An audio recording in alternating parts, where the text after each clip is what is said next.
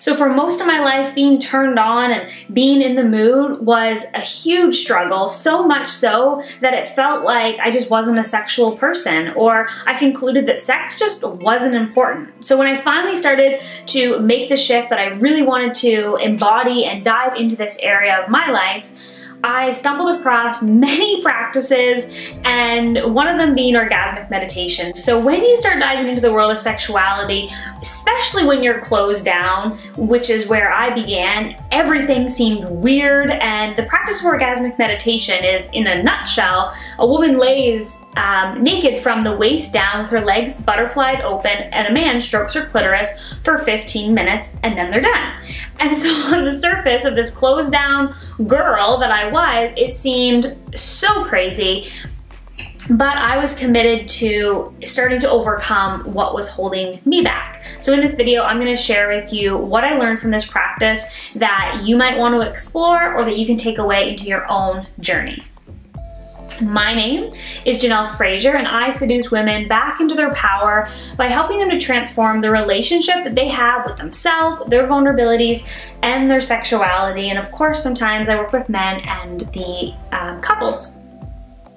If you want more videos like this in this realm, sexuality, me sharing my experience, please give this video a thumbs up and be sure to subscribe. I post new videos every week. Let's get to it. In this video, I'm not going to share with you the process or philosophies of orgasmic meditation. I'm simply going to share with you my experience and what I've learned. Many different companies out there teach various variations of this, but specifically I worked with and read and learned through the company OneTaste. The first thing that this practice taught me was about opening and surrendering. So for someone who struggled to get turned on, in my body, I was closed down, as well as to my partner. So this whole process and journey of learning about orgasmic meditation, physically allowing my legs to spread open and lay there in a relaxed position for 15 minutes, allowed my body to open and surrender, not just my physical body, but also to my partner. It is a practice where the receiver, so oftentimes the female, isn't actively engaged in the process in terms of doing anything. So it was really just about receiving and allowing pleasure to come into your body. And so that was huge for me to just start to like unthaw. The very first demonstration that I saw Eli, who I believe is the co-founder or part owner of OneTaste, to demonstrate, I actually observed, as I was observing, I felt that unthawing beginning to happen in my body. It was a beautiful experience of openness of sexuality, of safety, of expression that I had never seen before, and it was totally transformative. One of the things that Eli said in the very beginning of the presentation was, you put your pleasure before your preferences, and he congratulated us on that. And so we showed up to this room in LA that like we didn't know what we were getting in for. We were planning on actually doing an OM that night. We didn't actually get to experience it just with the numbers of people that were there. But he said, you put your pleasure before your preferences. We didn't know how the whole night was going to go down, but we were going there because we were committed to a next level of pleasure for ourselves. And that was the very first time in my life that I had ever put my pleasure as a priority. And normally in sexual situations, it's like, I'm not turned on, I'm not in the mood, and I have all these preferences and reasons why I'm not, and all these things that need to happen that were just all self-sabotaging and blocks from me getting into my body. And so that night I felt really proud. And so when he acknowledged us that we put our pleasure before all of our preferences, I was like, hell yeah, I did. And that was a line that has stuck with me, and the opening and thawing that happened that day just created a ripple effect and is continuing today. The second thing that this practice taught me about was creating a container. What I mean by a container is guidelines, parameters, boundaries, if you will, around sexuality and sensual experiences. One thing that I felt like, especially going through past trauma, I felt like my body couldn't open up in sexual experiences because I never knew how long it was going to be or what the other person was going to be doing, and I had a really hard time speaking up for myself and saying yes or no. And so what this practice really helped me to do, because it's a time practice, it's a specific set of steps that are happening. I knew what was going to be happening, for how long, when it was going to be over. And it just gave this whole like safety container for me to, it was predictable. And it allowed me to start to get my voice back to say faster, slower, harder, softer, and to not have to continue if I didn't want to. And because I knew the time frame that I was committing to and I could get clear in my mind. And it really helped to create safety around sexuality for me, which created further opening.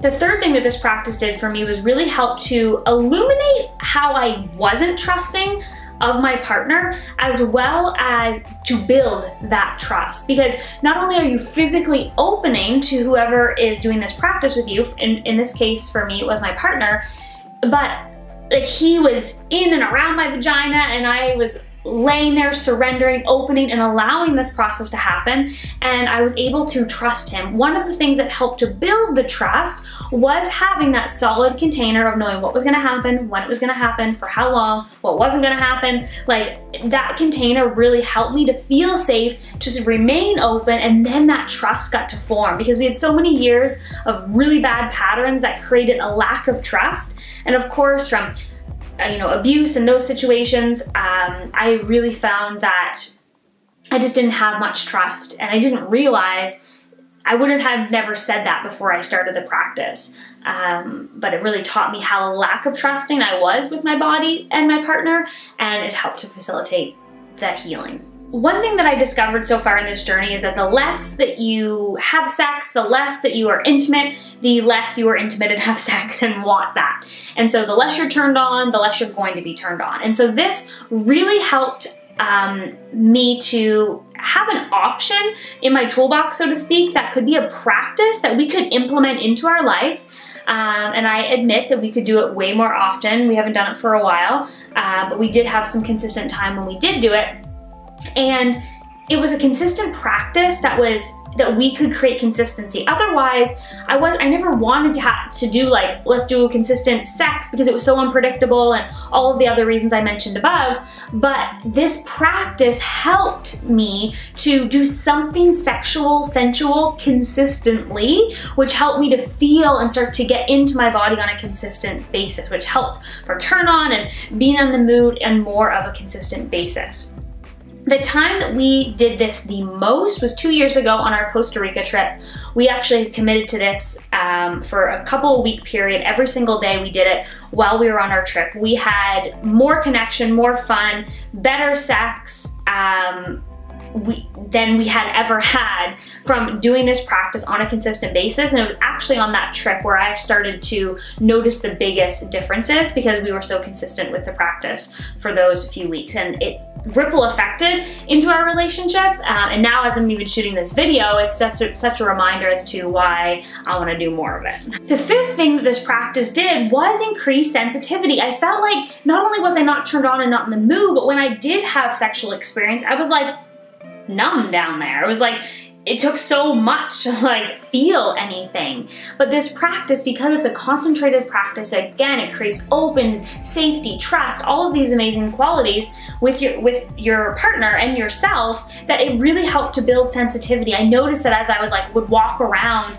for the day after, 2 days after, I'd feel like little tingles down there, or just little sensations. It was like, whoa, like, something's like coming alive down there, and through my whole body, through my whole soul, through my whole life.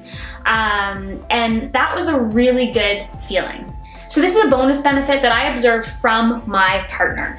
Most of us never get an opportunity to be present and in daylight without pressure to perform or get to an outcome with our partner's genitalia. And so in this practice, one of the things that is so profound is that it is a practice of meditation. It is a practice of presence.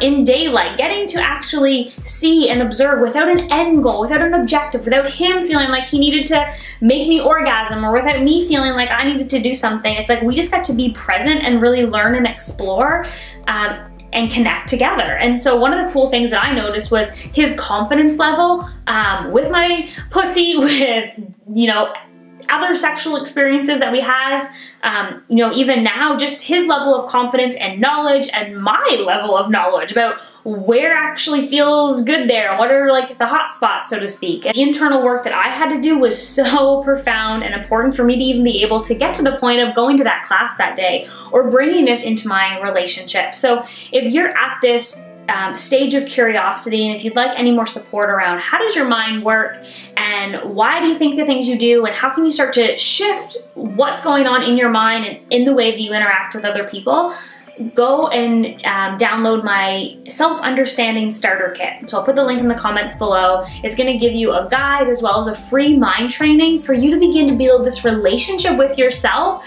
so that you are more comfortable, more confident to be able to take bigger leaps like this in your own life and try out some crazy things.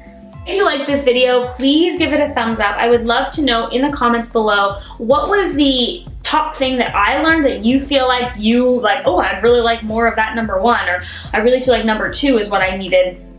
Put the number in the comments below. Which one was it for you that stood out the most and that you feel like that you could benefit and bring into your own life? I'd love to hear. And of course, subscribe. I post new videos every week and I want you here. So make it a great day.